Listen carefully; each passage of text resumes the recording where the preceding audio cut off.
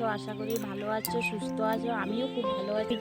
আমার এটা নতুন ভিডিও, নতুন চ্যানেল খুললাম, অনেক আশা নিয়ে ইউটিউব চ্যানেল খুলেছি। তোমরা একটু ভালোবাসা দিও বন্ধুরা। আমার নাম হচ্ছে সরস্বতী দাস। আমি একটা হাউসওয়াইফ, চ্যানেল খুলেছি। আর তোমাদের ভালোবাসা পাওয়ার জন্য আমাকে একটু ভালোবাসা দিয়ে সাপোর্ট করো।